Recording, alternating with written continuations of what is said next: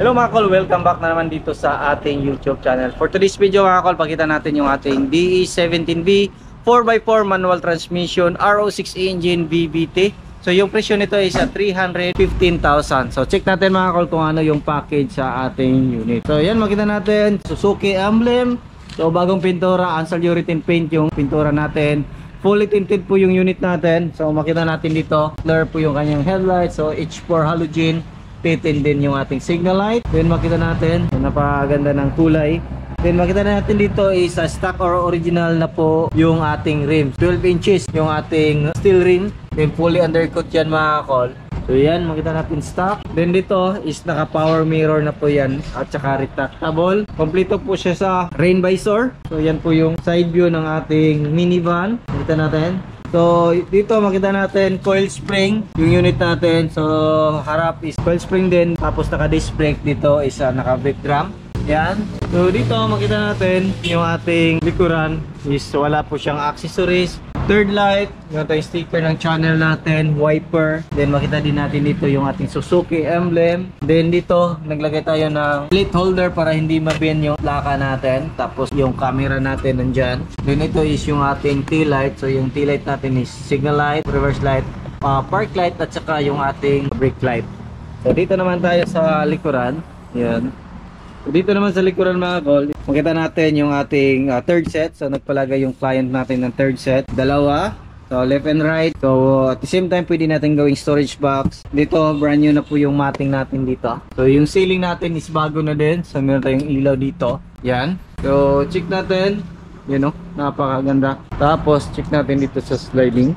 Ayan, manual sliding lang po yung mga ganito mga kol. Wala po siyang power slide. Then dito street set, ito yung upuan natin. Yung kagandahan sa mga ganitong upuan mga kol is pwede natin yan i-fold para mas malaki yung space. Halimbawa gagamitin natin yan pang camping at saka pang negosyo. So ito yung the best. So pakita natin. Yan. So ilahin lang natin dito. Ayan. Tapos dyan. Ito yung space ng ating minivan. Pag naka full yung ating upuan at saka inalis natin yung dalawang third seat dito. Diba? Napaka-spacious. So kasya po yung dalawang tao dito. Diba? Yan yung kagandahan sa minivan kasi multi-purpose po siya mga ako. Kita natin yung ibang feature nitong ating unit. So, balik natin yung upuan natin. So ganun lang yung gagawin. Tapos yan. So goods na, brand new na yung matting natin. So makita natin dito, pinturado. Ito yung ating tie range, yung jack natin nandyan, at saka yung riser natin nandito. So dito naman tayo, makita natin dito, meron siyang bottle holder. Meron tayong extra lagayin dito.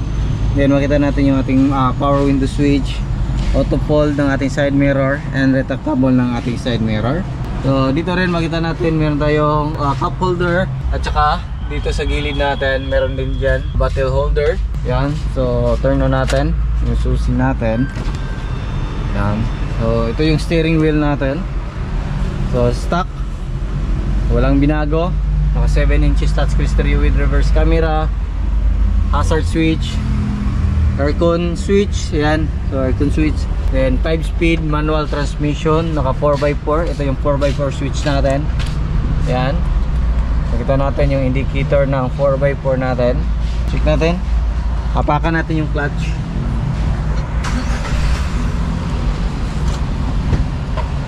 Yan. So naka-engage na po yung 4x4 natin mga kol. Ayan. So naka cold start. Yung ating handbrake. Ito. Tapos indicator sa gas natin. Then 4x4 cold start.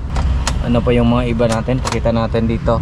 Yan, battery, oil, check engine. Then dito yung oil natin. So dyan natin makikita. So yan po yung setup natin dito. Glove box dito. Yan, so yung kagandahan sa mga power window na unit mga kol is meron siyang extra lagayan dito sa itaas. Yan po yung lagayan niya. Then complete siya sa sun visor, left and right. Then makita natin yung center mirror natin. So start natin yung makina natin. Balik. Ayan, naka-under na. Makita natin dito yung ating clutch pedal, brake pedal, din yung ating accelerator pedal. Yung accelerator pedal natin mga kol is full electronic na po siya. So wala na po siyang cable. Ayan, so check natin dito yung makina natin. Ayan. So, yung makina natin is RO60 engine, VVT 12 valve, naka-timing chain na siya. Ayan, ito yung injector natin, isa, dalawa, tatlo. Then, VVT solenoid. Kita natin yung ating crankshaft sensor dito, oxygen sensor, may sakit dito sa knock sensor sa ilalim. Yung ating spark plug at saka ignition coil nandito. Tapos dito tayo mag-refill ng ating engine oil. So check naman natin sa kabilang side. Yan o, nag-tab. Check natin dito. Lain natin to. Ayan. Ito yung alternator natin, aircon compressor, yung ating throttle body, yung ating main fuse box, air filter housing din yung ating ECU nandyan. So yan yung mga makita natin dito. Lipstick natin sa check, bagong change oil yan, lahat ng unit natin. So dito naman yung ano natin, hood opener.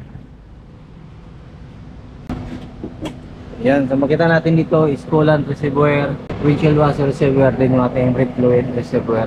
So radiator natin is lahat ng unit natin is naka-coolant talaga para mas maganda yung cooling system natin at saka matagal masira yung makina natin. So yan po yung setup natin sa 4x4 manual transmission na tag 315,000. All-in na po yan mga kol, kasama na po yung registration, tinted, third set at saka naka heavy PMS na po yan. So meron tayong 1 month warranty, pangkinain under chassis, labor and materials po yan mga kol.